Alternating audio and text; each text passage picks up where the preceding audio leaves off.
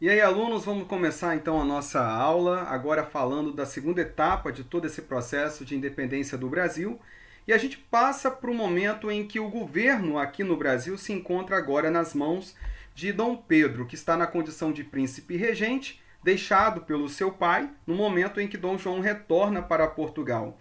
Dom João deixa bem claro para Dom Pedro que se o Brasil tiver que se tornar independente, que antes seja, né, pelas suas mãos do que pelas mãos dos brasileiros. Até porque Dom João havia uma esperança de no futuro, né, Dom Pedro, que é o herdeiro do trono também de Portugal, ele poderia estar ali à frente de dois reinos e esses reinos continuarem mantendo essa relação como estava até esse exato momento. O fato é que Dom João retorna para Portugal e a gente tem um cenário que é o seguinte aqui no Brasil, né? Vamos falar um pouquinho de Dom Pedro para a gente poder entender quem ele é. Dom Pedro, ele veio para o Brasil, ele nasce em Portugal, mas com 10 anos é o momento em que ele passa a morar no Brasil e construir aqui toda a sua etapa de vida. Ele assume o governo com aproximadamente 23 anos de idade, ou seja, muito novo ainda. Havia, claro, nesta época toda uma educação para que o futuro monarca pudesse, de alguma maneira, ter as competências necessárias para estar à frente do governo, né, no momento que tivesse que assumir a liderança. E Dom Pedro, ao mesmo tempo que demonstrava simpatia, ao mesmo tempo ali um comportamento nada tão ideal para, de fato, um monarca à frente de um país, né, à frente de uma liderança, né, administrativa, política, como era necessário, por exemplo, aqui no Brasil. Mas o fato é que Dom Pedro ele vai casar com a princesa austríaca, Dona Leopoldina. É um casamento até mais por contrato do que por um amor afetivo, mas é um amor que vai sendo construído ao longo do tempo. Dom Pedro ele ficou marcado também na história como demonão, assim que ele vai ser tratado por Domitila, né, nas suas cartas que ele vai trocar com a sua amante, que ele conhece numa viagem por São Paulo, e é claro também pela essa ideia dele ser mulherengo, né, dele ter vários relacionamentos fora do casamento, deixando vários futuros herdeiros ali, mas enfim, Dom Pedro ele também vai trazer uma bipolaridade no seu perfil enquanto imperador, enquanto pessoa. Né? Nós estamos falando também de uma pessoa que tem ali também os seus defeitos, as suas qualidades. Dom Pedro não é diferente nesta questão. Mas vamos lá. Dom Pedro então tem que assumir aí a situação do Brasil, que se encontra num contexto nada tão legal quando se diz economia. Por quê? O retorno de Dom João fez com que o rei passasse mão em todas as economias que estavam no Banco do Brasil. Então o Banco do Brasil ele vai ficar ali com os cofres vazios, né? Diga-se de passagem, até há relatos de que ele confiscou o dízimo e também as ofertas que eram feitas na Basílica de Nossa Senhora Aparecida, lá em Aparecida do Norte, né, como forma de custear também aí o retorno da família real para Portugal. Não era uma simples viagem, isso acabava exigindo aí custos e ele acaba então deixando o Brasil numa situação bem complicada economicamente, né? Temos um cenário ainda de forte dependência do capital inglês e, é claro, pouca arrecadação tributária. Lembrando que as nossas manufaturas não estavam no auge, né, como foi a proposta de Dom João com a revogação do Alvará, né, de 1785, mas nós temos uma economia aí que caminha em passos lentos. E a arrecadação tributária vai acabar prejudicando um pouco a administração de Dom Pedro. Mas o cenário é que foi necessário escolher, né, realizar uma eleição interna para a escolha de alguns deputados que iriam representar o Brasil nas cortes lá em Portugal. Um detalhe a mencionar aqui é que a quantidade de deputados que vão representar o Brasil nas cortes lá em Lisboa é uma quantidade muito pequena em relação, por exemplo, a 130 deputados somente portugueses que vão estar lá compondo toda essa parte legislativa. A ideia é que estes deputados eleitos aqui no Brasil pudessem participar da construção da Constituição, nessa Constituição que seria estabelecida lá em Portugal, mas que também estaria valendo para o Brasil. É claro que quando estes deputados chegam em Portugal, essa Constituição ela já está meio caminho andado, então a representatividade dos brasileiros não vai surtir tanto efeito assim, tá bom? Enquanto isso, aqui no Brasil, nós temos a formação de vários grupos políticos em torno da figura do futuro imperador Dom Pedro. E quem são estes grupos? Né? O que eles defendem? Qual é o posicionamento deles? Bom, vamos lá então. Nós vamos ter aqui, quando a gente fala desses grupos políticos, nós podemos colocar um embrião do que futuramente a gente vai tratar como partido político, certo? A gente sabe que hoje o Brasil é caracterizado por uma certa quantidade de partidos políticos que representa cada grupo as suas ideologias e vontades, desejos para a administração política do nosso país, mas tudo tem um começo e esse começo está aqui exatamente nesse momento que Dom Pedro assume a liderança do Brasil. Vamos lá então. O Partido Português era um deles, formado, é claro, por portugueses. Estes portugueses representavam uma parte da nobreza ligado ao grande comércio, né, aos comércios que se destacavam mais aqui no território do Brasil. E é claro, eles tinham um desejo. E qual era esse desejo? A anulação das medidas econômicas que Dom João realizou ao longo aqui da sua administração, dentre elas, essa abertura dos portos, as nações amigas, né, o Tratado de Comércio e Navegação. Então, essas medidas meio que deixava esse grupo insatisfeito. Então, a bandeira deles é exatamente esta. E é claro que eles estão do lado das cortes lá em Lisboa. Eles desejam também a colonização, né, enfim, esse retorno aí para o Brasil sob o comando de Portugal. Outro ponto importante é o Partido Brasileiro. O Partido Brasileiro formado por aqueles que nasceram aqui no Brasil e que tem uma outra visão, né? Dentro desse grupo eu tenho os latifundiários, os funcionários governamentais e também os comerciantes, certo? Dentro desse contexto todo, esse grupo ele defende que Dom Pedro deve assumir o poder, tá? Como um monarquista aí, como um monarca representando a nação, deve lutar pela nossa independência. E entre as lideranças desse grupo, nós temos o José Bonifácio de Andrada e Silva. José Bonifácio de Andrada e Silva, ele vai estudar na França, vai ter um conhecimento bem intelectualizado ali, né? Tem uma postura diferenciada na forma de ver a política aqui no Brasil, vai se tornar depois o braço direito de Dom Pedro, era um monarquista que defendia aí a figura de Dom Pedro, mas por trás também a gente vê uma figura um pouco liberal, por exemplo, defender a abolição da escravidão. Então é um detalhe que a gente tem que mencionar quando nós ressaltamos a figura de José Bonifácio de Andrada e Silva.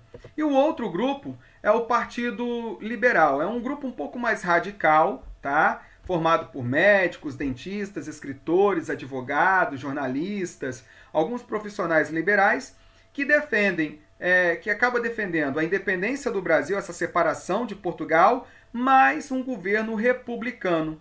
E é claro que dentro de uma república, que as províncias do Brasil, que hoje nós chamamos de Estado, possam ter total autonomia para criar a sua lei, os seus impostos, enfim, ter mais liberdade ali administrativa, certo?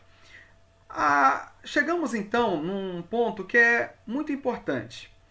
Enquanto isso, lá em Portugal, a gente tem que entender que as cortes em Lisboa começam a arquitetar essa Constituição que vai ter um caráter mais liberal.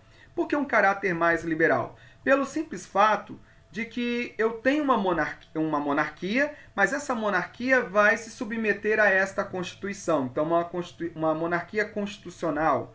Uma Constituição que não vai ficar concentrada nas mãos do rei, mas, pelo contrário, um grupo vai administrar, fiscalizar o respeito para com esse conjunto de leis.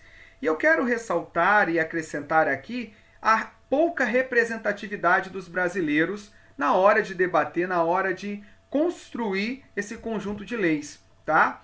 Tanto é que uma das cláusulas ali, um dos debates, é esse desejo de Portugal, das cortes, em recolonizar o Brasil. Havia, é claro, que a gente passa a interpretar que eles já começavam a entender que o Brasil estava aos poucos caminhando para uma independência. Então, antes que o Brasil, concretize essa independência que já vem ganhando forma desde a chegada da família real, então vamos recolonizar de imediato o Brasil. Esse era o desejo das cortes. Tudo bem? Outro ponto importante, eles queriam que as províncias pudessem respeitar apenas as ordens que viessem de Lisboa. E isso impossibilitaria Dom Pedro de ter alguma autonomia frente ao governo deixado pelo pai, tá?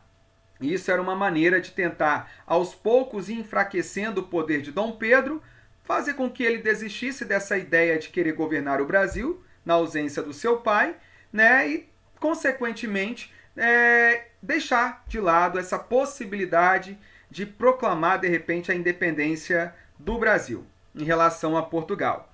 Outro ponto importante, a revogação e a transferência dos órgãos administrativos para Lisboa. Tudo aquilo que Dom João criou aqui para administrar o Brasil, as cortes lá em Portugal querem acabar, anular e, é claro, toda a representatividade governamental que possa existir aqui no Brasil, que ela possa retornar para Portugal e de lá tomar as decisões e controlar a vida da população, a economia, enfim, todo o território brasileiro, certo? E além do mais, como eu já havia dito, enfraquecer Dom Pedro para forçar ele a retornar. Só que dentro desse cenário todo, forçar o retorno de Dom Pedro é o objetivo das cortes em Portugal, que fique claro isso. Mas não vai ser tão fácil assim, né? Por quê? Vamos lá. Nós vamos ter nesse cenário todo a maçonaria. A maçonaria, principalmente a loja maçônica Comércio e Artes, que estava localizado no Rio de Janeiro, e, é claro, com a participação de José Bonifácio e Dom Pedro, que agora são irmãos, estão dentro também da maçonaria, fazem parte desse grupo. Dom Pedro vai se tornar um maçom, José Bonifácio também. Então, esse movimento que a maçonaria vai criar é um movimento no qual tem o objetivo de impedir que Dom Pedro abandone o Brasil e volte para Portugal, como é o desejo das cortes, certo?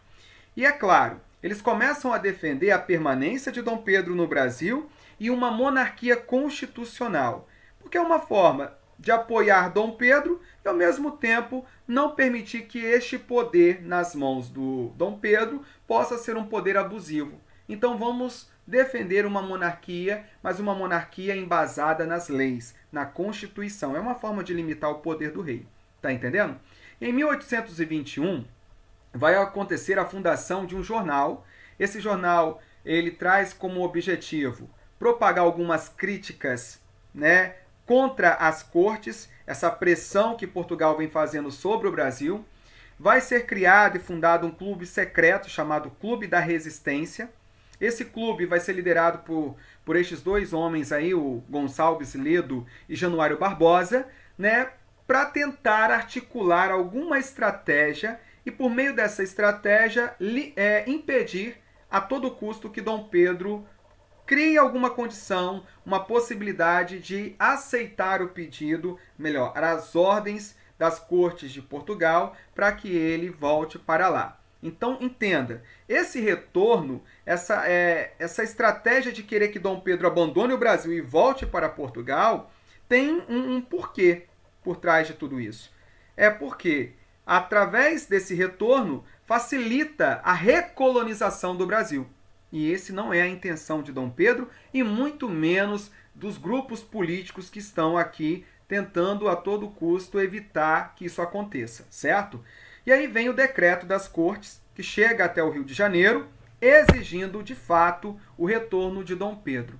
Esse clube, que já está articulando criar essa limitação, de tentar articular com Dom Pedro a permanência dele aqui no Brasil, recolhe um baixo-assinado com um total de 8.000 assinaturas, leva até Dom Pedro, apresenta a ele exatamente essas 8.000 assinaturas, de um grupo de pessoas que desejava que ele permanecesse aqui e que ele desse continuidade às suas medidas, ao governo que o pai havia começado, enfim, e que ele pudesse fazer a diferença na nossa história, para que a gente não voltasse à condição de colônia.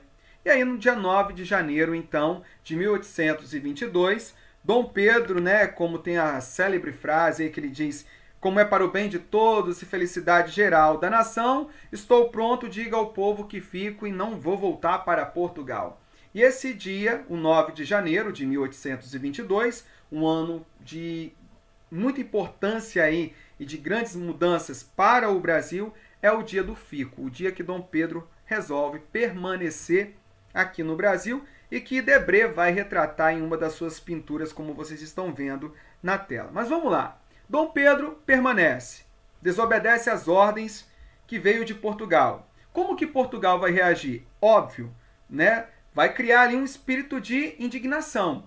Os portugueses estão lá, revoltosos, querendo que Dom Pedro abandone o Brasil e volte a todo custo. Dom Pedro agora bateu o pé e falou que daqui não saio, daqui ninguém me tira, né? Então ele começa a criar algumas medidas centralizadoras. Essas medidas centralizadoras são mudanças que ele vai fazer por conta própria para mostrar para Portugal que agora ele fica, que agora quem manda aqui é ele, certo? E que, portanto, o Brasil está caminhando para algo que nós vamos considerar como uma independência. Então vamos lá. Vários ministros fiéis a Portugal, que estavam no poder, no governo, auxiliando Dom Pedro, vão pedir demissão. A gente tem que deixar claro isso, que nem todo mundo no Brasil aceitava essa permanência de Dom Pedro aqui. Havia uma parcela dessa sociedade do lado de Portugal, mas morando aqui no Brasil, tá bom? Outro ponto, Dom Pedro ele começa a formação de novos ministérios, e um desses ministérios vai ter José Bonifácio à frente, principalmente à frente de um ministério que tem um papel importantíssimo na administração do Brasil, por isso que eu falo que José Bonifácio ele se torna o braço direito de Dom Pedro, tá? As tropas portuguesas que estavam aqui fazendo resistência, até mesmo pressionando Dom Pedro manda eles embora, expulsam essas tropas portuguesas do território do Brasil e decreta o cumpra-se. O que quer dizer isso? Qualquer ordem que chegar de Portugal, primeiro ele deverá, né, analisar essas ordens. E acima de tudo, quem vai decretar qualquer medida, né, aqui no Brasil é Dom Pedro. O cumpra-se é dizendo que as ordens que vão vir de Lisboa não serão acatadas e só vai ser acatada se o Dom Pedro autorizar. Cumpra-se o que eu digo, né? O que eu estou estabelecendo neste momento. E agora, dentro desse contexto todo, ele vai receber o título de Defensor Perpétuo do Brasil. A maçonaria vai estar por trás desse título, né, concedendo a ele esse reconhecimento. E começa ali já uma manobra para convocar uma Assembleia Constituinte. Quando a gente fala de convocar uma Assembleia Constituinte, gente, nós estamos a pouco passo de uma independência. Porque no momento que você vai convocar uma Assembleia, um grupo de pessoas, para elaborar uma Constituição, isso significa que nós estamos construindo as nossas próprias leis. Estamos deixando de lado as ordens que estão vindo de Portugal. As ordens que são criadas lá em Portugal não têm mais validade aqui no Brasil, principalmente depois do cumpra-se. Isso é um ponto muito forte quando a gente fala de independência do Brasil, tá? Vamos lá, falta pouco para tudo isso se concretizar. Depois de ter, então, contornados alguns problemas na província do Rio de Janeiro, em Minas Gerais, porque é bom deixar claro que algumas províncias, principalmente algumas províncias do Nordeste, que tinham uma forte presença ali de portugueses, começam a enxergar essa postura de Dom Pedro com os olhos meios, né, um nariz meio torcido ali, não aceita de imediato, né, vai ter uma resistência quanto a certas atitudes do príncipe regente. Outro detalhe, Dom Pedro vai ter que fazer uma viagem ali por volta de agosto, para algumas províncias, para tentar fazer algumas negociações e ao mesmo tempo abafar alguns movimentos que começam a pipocar, certo? E no dia 14 de agosto, então, ele vai para São Paulo. acompanhado de uma pequena comitiva. Essa comitiva vai ganhando, né, força, o grupo vai crescendo no decorrer da viagem, tudo bem? E no Rio de Janeiro, alguém precisa estar à frente do poder. E nesse momento, na ausência do imperador, teremos a princesa Leopoldina assumindo o comando como princesa regente, na ausência de Dom Pedro, que está em viagem pelas províncias ali, no caso, São Paulo. Não é mesmo? No dia 25 de agosto, Dom Pedro ele chega com a sua comitiva em São Paulo. O objetivo era conter alguns problemas políticos da região, que a gente não vai levantar agora detalhes sobre ele. E no dia 1º de setembro ele segue viagem para Santos, certo? No meio dessa viagem ali, Dom Pedro, válido destacar que ele não tinha uma tropa muito bem equipada, com cavalos alazões, para fazer esse tipo de viagem. Era uma tropa pequena, limitada, você tem ali mulas, você não tem esses cavalos, como Pedro Américo vai retratar no seu lindo quadro, O Grito do Ipiranga, né? Até porque também as estradas pelo interior do Brasil não eram estradas como hoje, isso dificultava um pouco o acesso de um território para o outro, e também não era qualquer animal que conseguia fazer todo esse percurso. Então, só para deixar claro aí a realidade, tá? E no dia 28 de agosto chegava no Rio de Janeiro um decreto, né, o Brigue Três Corações, trazendo algumas notícias de Lisboa. As cortes estavam ordenando a volta imediata do príncipe, né, como está aí no trecho de um livro que eu acabei utilizando para a nossa aula, né, a Biografia do Brasil, da Lilia Schwartz, em que ela diz o seguinte ali na sua obra, que esse Brigue Três Corações, ele trazia algumas ordens lá de Lisboa, as cortes ordenavam a volta imediata do príncipe, o fim de uma série de medidas que considerava privilégios brasileiros e acusavam de traição os ministros que estavam do lado do príncipe, né, de Dom Pedro. Essas ordens começam a causar uma preocupação na Leopoldina, que está à frente do governo, e também de José Bonifácio, né, que é o braço direito ali e que está também sonhando com essa independência. Ele defende esse espírito de liberdade aí, de emancipação do Brasil. E aí, dentro desse cenário todo, percebendo essa pressão que está vindo de Portugal e cada vez mais as cortes pressionando até com o envio de tropas para o Brasil, o que acontece? José Bonifácio assume o seu papel de reunir vários ministros, tomarem uma decisão. Ele convoca o Correio que eu digo é um homem responsável por levar ali notícias de uma província para outra, né, o Paulo Bregaro, para organizar o seu grupo, porque havia um comunicado que deveria chegar o mais rápido possível ao conhecimento de Dom Pedro, que estava em viagem. Eles teriam que encontrar aonde Dom Pedro estava para entregar essa correspondência. E esse decreto é um decreto que vai ser escrito aí também pelo Bonifácio, tem também cartas que vão ser escritas aí pela própria Leopoldina, encaminhado a Dom Pedro, e essa carta chega ali em torno do 7 de setembro, sobre o conhecimento de Pedro, né, que está em viagem, sobre a situação que Portugal se encontra, a pressão que Portugal está fazendo sobre o Brasil, a ameaça dessas tropas e o posicionamento que Dom Pedro vai ter que tomar. Não dá mais para ficar adiando, não dá mais para ser resistente. Tanto que a própria Leopoldina, ela é considerada aí por alguns historiadores como alguém extremamente importante para a nossa independência, né?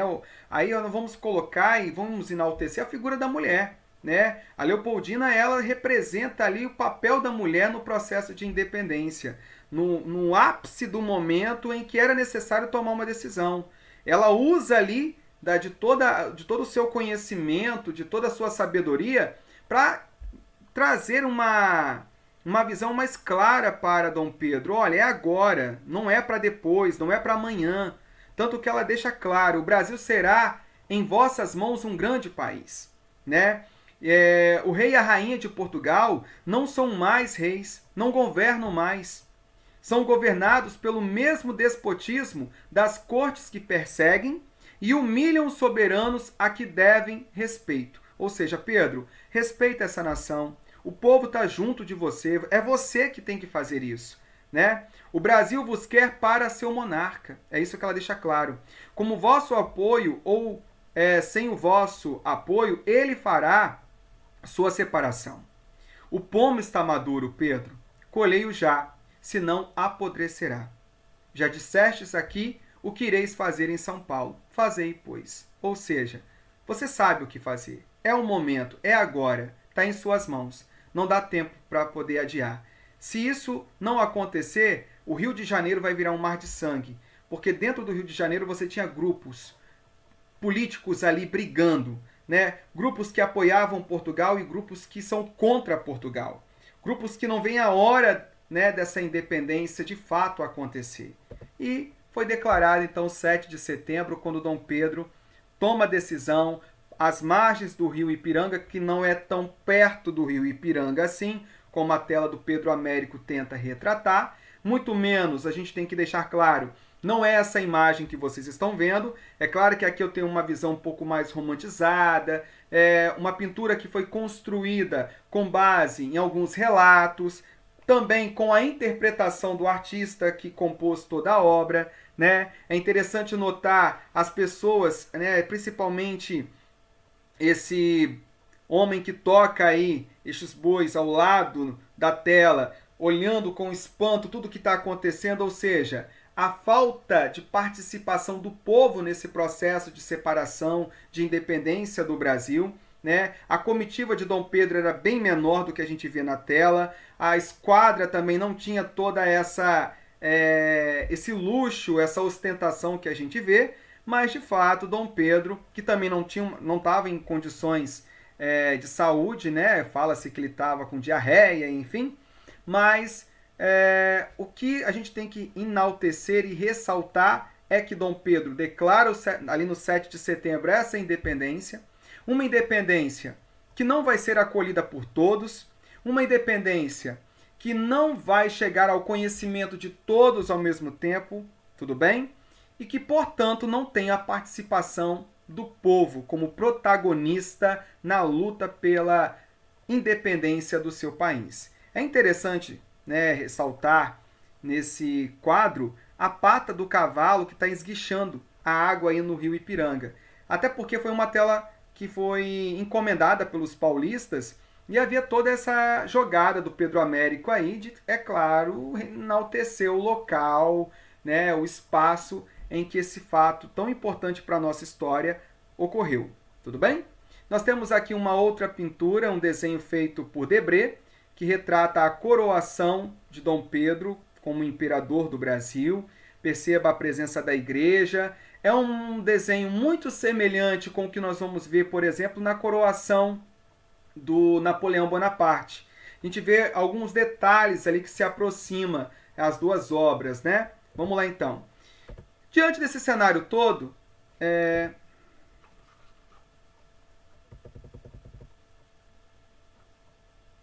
e aí a gente fecha aqui a nossa aula com um trecho do livro também Biografia do Brasil, da Lilia Schwartz, aonde que ela retrata ali na sua obra. Se o movimento foi liberal, né, porque rompeu com a dominação colonial, acabou com essa submissão do Brasil para com Portugal, ao mesmo tempo, a nossa independência ela se mostrou conservadora. Tá? Por quê? Porque manteve uma monarquia, diferente dos nossos vizinhos, que proclamou a sua independência aqui na América e acabou se transformando numa república, tá? E teve uma participação da camada popular, não vou dizer de todos, mas é diferente a independência que ocorre no Brasil com o restante da América Latina e com da América do Norte, que é os Estados Unidos, e principalmente foi conservador porque manteve o sistema escravocrata, que não vai ser tão simples abolir e acabar com ele, e o domínio senhorial, a concentração de terras nas mãos de uma minoria, esse mandonismo que vai começar a crescer, principalmente a partir de agora, uma elite que vai dominar o cenário político, não é uma política, não é um governo que vai prezar pela participação de todos, tá? Os homens brancos, dono de terras, dono de posses e escravocratas à frente das decisões políticas do governo, tudo bem? E é uma independência que criou um Estado, mas não uma nação, pelo simples fato de que vai ocorrer alguns movimentos mais para o norte como forma de ser resistente à independência do Brasil. Não querem, não aceitam essa independência, né? Esse decreto, essa postura de Dom Pedro de romper com as cortes. Outro detalhe, a nossa independência, muitos historiadores gostam de deixar claro que ela foi comprada, porque nós vamos ter que pagar para Portugal. Na verdade, a gente só está assumindo uma dívida que Portugal tem para com a Inglaterra, então, portanto, cobra do Brasil um valor para reconhecer a independência, né, a nossa independência. Se Portugal não fizesse esse reconhecimento, alguns livros costumam abordar que o nosso cenário ficaria isolado, tanto na questão política como econômica, né? A Inglaterra é um dos primeiros territórios a reconhecer a nossa independência, tá bom? Os Estados Unidos também vai entrar nessa jogada, claro que tem um interesse por trás, mas essa frase que eu encerro a nossa aula, ela tem que ficar bem claro para nós aqui. É uma independência. Cria-se um Estado que tem um monarca que vai assumir ali a liderança política, econômica, que vai liderar, né, a elaboração de uma Constituição, que vai estabelecer as normas aqui desse país que acaba de nascer. Mas não uma nação. Porque essa ideia de nação é o seguinte, as províncias, não havia ainda um sentimento de que todas pertencem a um único território. Tá? Não havia essa identidade do povo que vive aqui pertencente a um grupo só, a um território só, que tem ali a sua língua, a sua cultura. Então, essa ideia de nacionalismo, embora isso já está pipocando lá fora na Europa, né, vários movimentos nacionalistas, aqui no Brasil, essa construção, o Brasil enquanto nação, a gente só vai ver mais para o final do século XIX. Beleza? Espero que você possa aproveitar o máximo aí da nossa aula. Até a próxima!